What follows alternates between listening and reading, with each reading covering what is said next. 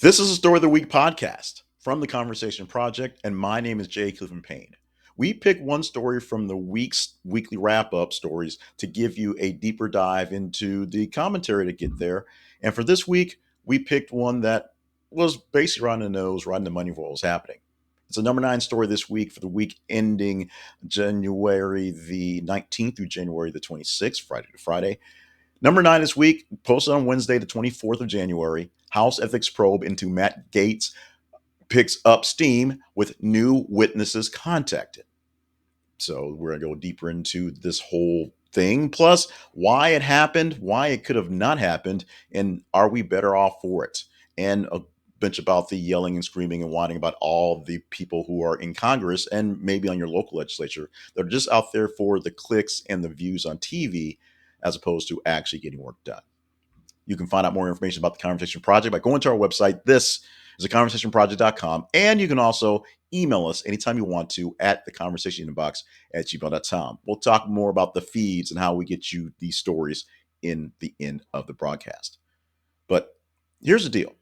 The House Ethics Committee is investigating Representative Matt Gaetz. Actually, it's been investigating him for quite some time, but they're going deeper into the investigation and has reached out to Joel Greenberg, who was a one-time close friend and associate business partner of Gaetz, who settled for a sentence of 11 years in prison with a guilty plea for many federal charges. He was a very bad guy doing very bad things and may have allegedly done some very bad things with Matt Gaetz, alongside Matt Gaetz, for and through Matt Gaetz. That's how he's being contacted for this ethics investigation. Now, this investigation actually was going on for quite some time, but got put to the back burner because of other issues, the government's being shut down and the ethics complaints being done by George Santos. We'll get to him in a moment. The House Ethics Committee is rolling into many new witnesses, reaching out to a new woman who was allegedly had sex with Gaetz as a minor and may have been trafficked. And those charges are dealing with both lobbying violations and possible sex trafficking, expanding on the actual, although it was sex trafficking and lobbying before, expanding on that, now getting more information from Mr. Greenberg, who may have that info. He reached a deal with investigators in May of 2021, and he pleaded guilty to multiple federal crimes and agreed to provide substantial assistance to their investigations of Gaetz going forward. And now they're talking to him to see what's going on. They're back in full force. He also provided access to his personal social media account so you can see some things that were shared, more or less the red Solo Cup pictures that are always incriminating. So when the probe was reopened in July, I should say, ethics committee was blasted by Gaetz for trying to weaponize their process. Although it's a process that's pretty standard, it's the one that caught Bob Menendez. It's the one that caught and actually got rid of George Santos. It is one thing that's out there. Although Bob Menendez is in the Senate, so it's technically a different committee, but the process is the process.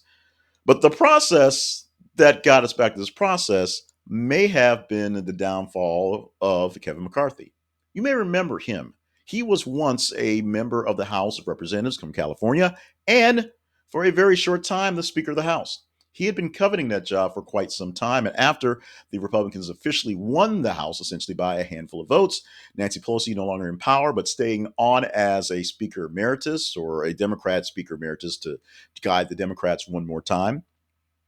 Vote was held, and because Republicans had the Jews, had the most numbers, they should have gotten the nomination and the actual spot for Speaker fairly easily. However, there was like a week's worth of votes going to midnight, and just a lot of times where Kevin McCarthy, who should have been the man getting it because he's senior and had all that stuff, kept getting blasted by various members who wanted different things and got a chance to horse trade.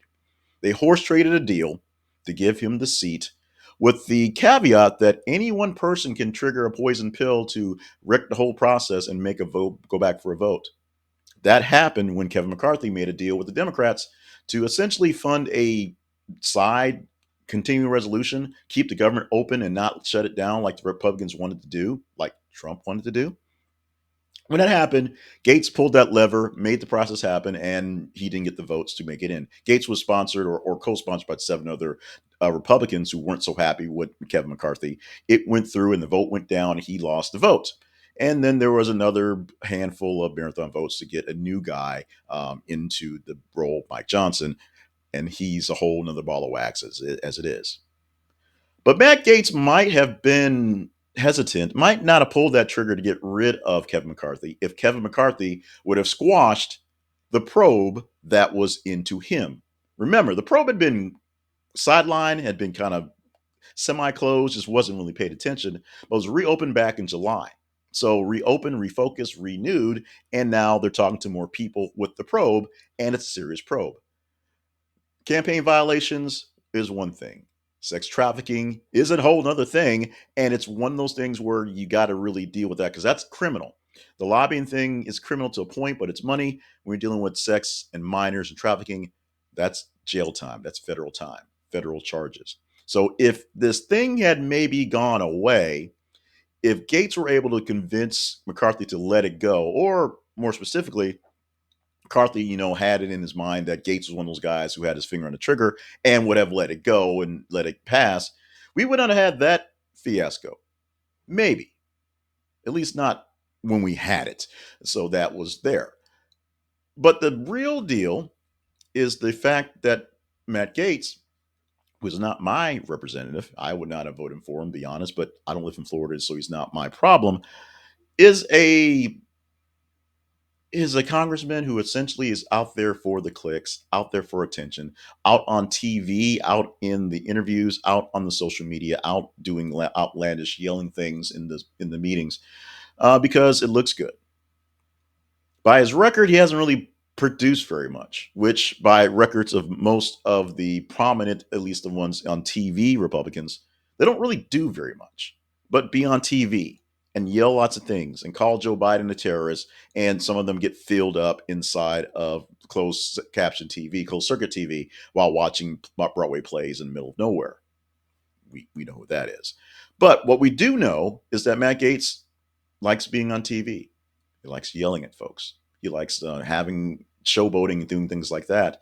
And the ethics committee is now getting down to the bottom of whether his side stuff, which is, the stuff he does in fun, because he's known to pull out his phone and show pictures of the young girls he likes to sleep with, young, not necessarily minors.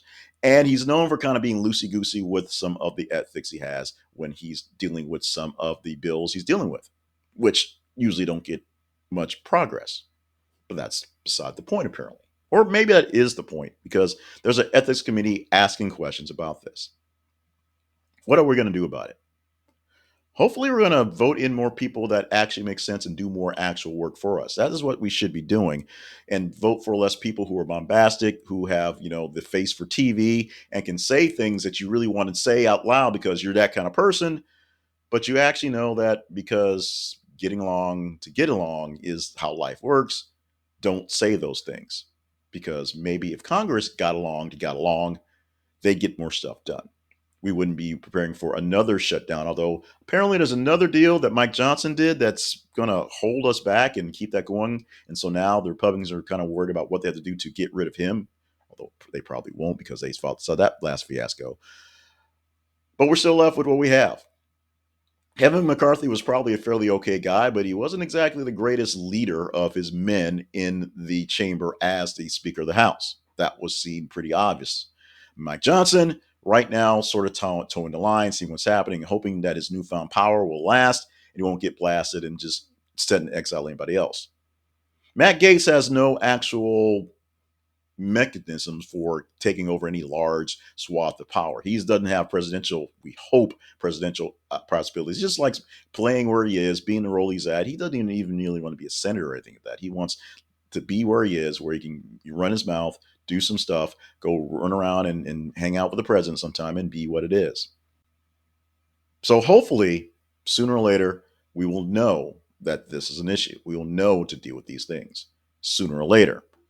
I can't vote him out or vote somebody in because I don't live in Florida. I can only vote out and vote in my guys who tend to be less bombastic. I hear them on radio interviews and doing regular TV spots here or there, but aren't walking around on social media talking about how horrible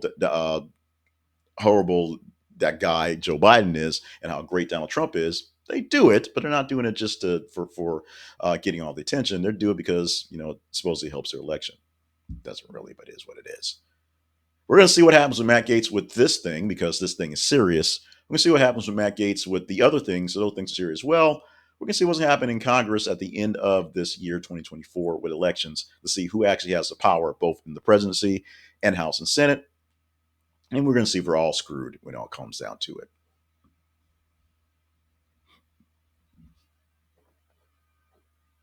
This has been the Story of the Week podcast brought to you by the Conversation Project. This week, we talked about Matt Gaetz and the probe that's coming back to life on ethics for him, dealing with both issues with lobbying and issues with possible sex trafficking. Both of those serious issues, serious for several reasons. You can tell me what you thought about this week's commentary by just replying wherever you found this commentary, in the video form, in the audio form. If you saw the link on the website, go to it and give us responses, or email me directly at theconversationinbox@gmail.com.